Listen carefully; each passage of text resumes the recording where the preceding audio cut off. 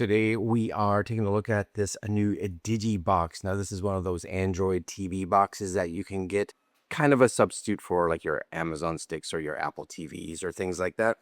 But sometimes they come in maybe at a better price, and they can offer a little bit more in regards to especially features for people like that are interested in doing complete cable cutting. Anyways, what we're going to do is we're going to unbox this. We're going to set it up just to see how it functions, kind of see the speed, and then we'll do a little review. Anyways, this is the box right here. So it does come, as you can see, with a 1000 meg Ethernet RJ45. It's got 4 gigs of RAM and 64 gigs of internal memory. Bluetooth 5.4. It is running Android 12, Wi-Fi 6, and says it can get over-the-air updates. So kind of cool, I guess. Anyways, inside the box, we get this. So we actually, of course, get the box itself. We'll come look at that in a second. And we get a box full of goodies. So we are going to get a remote. That's actually a nicer remote than I thought that you would get with it. So usually we see the traditional remotes that kind of come with every third-party device, but that one's a little different. Seems a little bit nicer.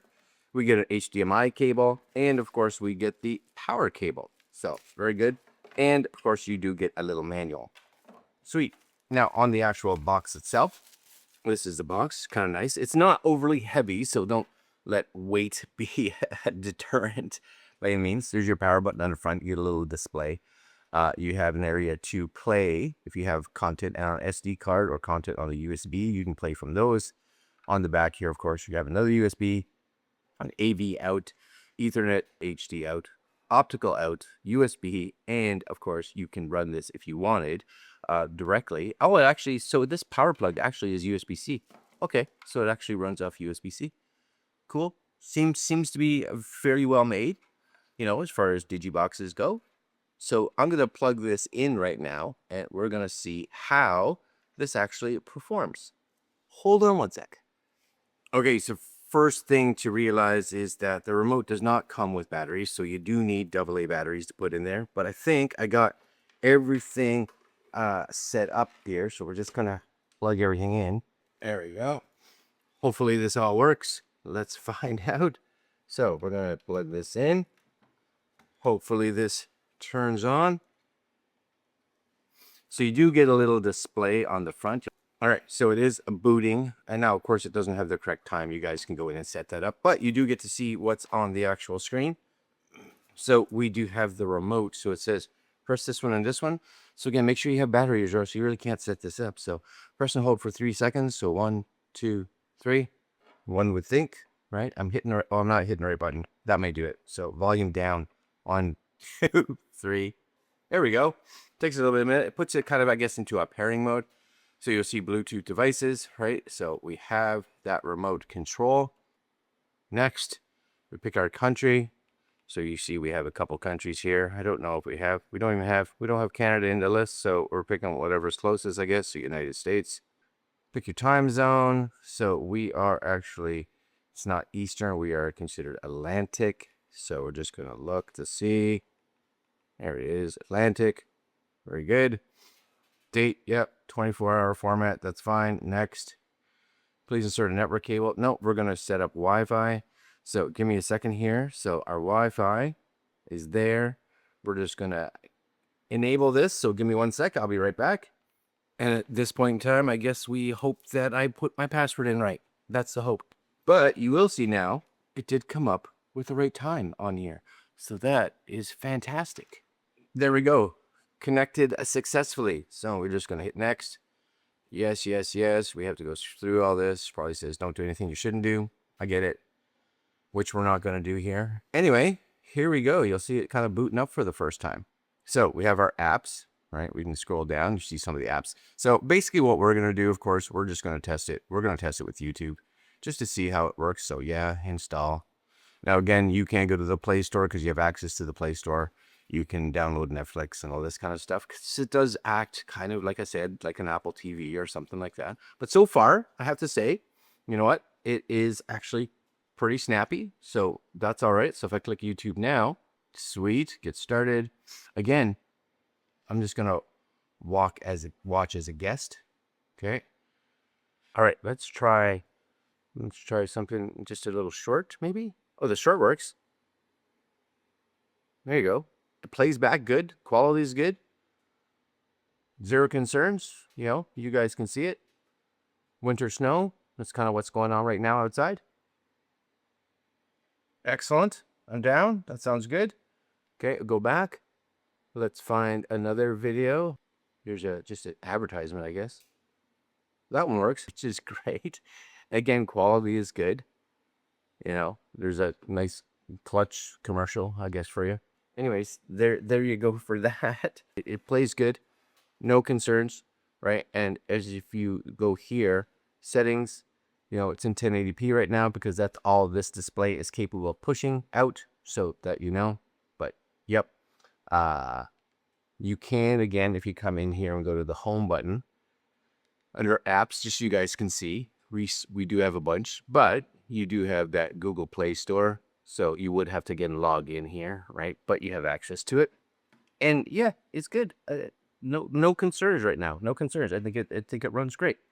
All right, so I'm going to stop that recording right now, and we'll kind of talk about this box, shall we? I think if you're thinking about buying the D6 MAX, I want to say what my thoughts are.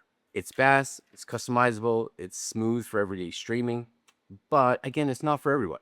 So let me kind of explain who I think this is actually for, or kind of makes sense for.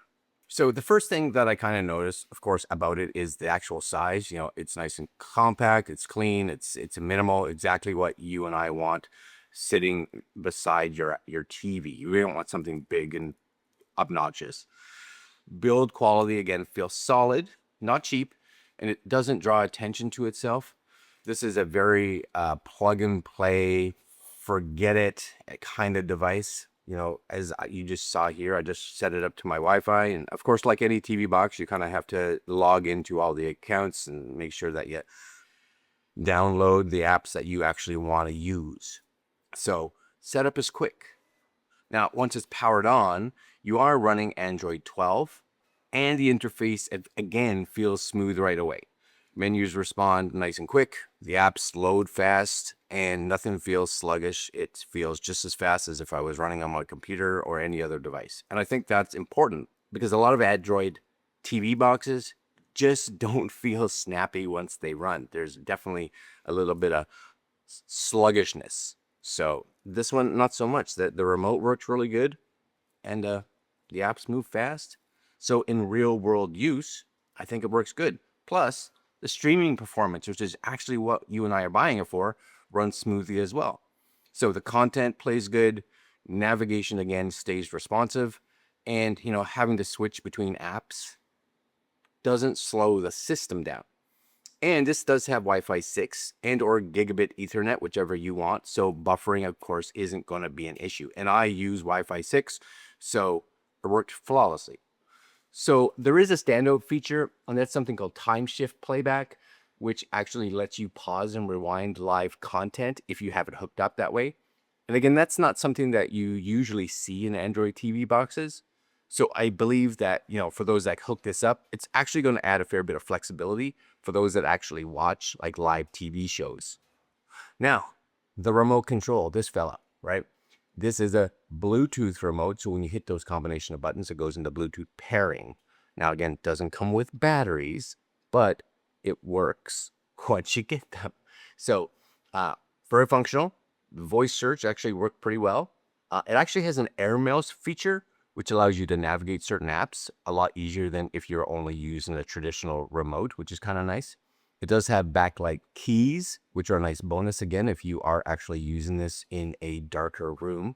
So again, you know what, as far as throw-in remotes, this one is much better than I've seen in a lot of other Android TV boxes. What I like most about the D6 MAX probably just is its consistency. It doesn't feel flashy.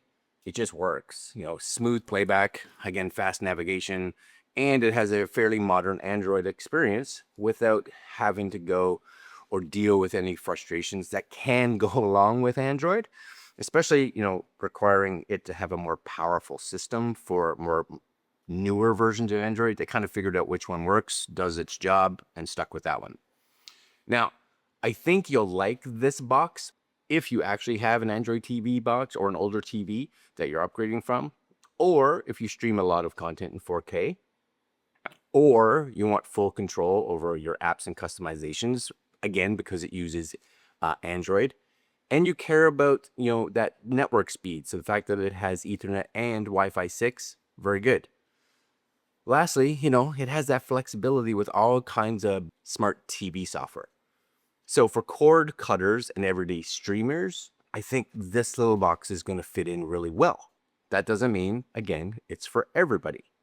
So you should probably look elsewhere, I would say, if you need full official certification for every streaming service, because I can almost guarantee you this probably doesn't have that.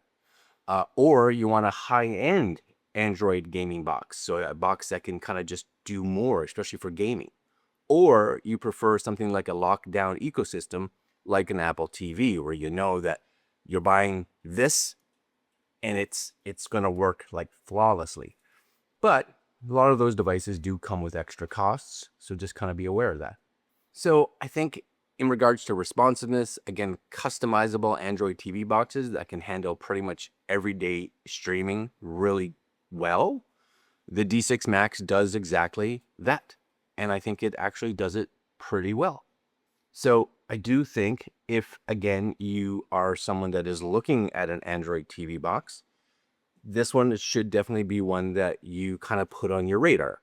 Again, one of the things that I do like is the fact that it is just really snappy. Once it's all logged in and working, if I come back here again, you can kind of see, right? Like I can go to my apps, like everything's just like bang, bringing up my YouTube again.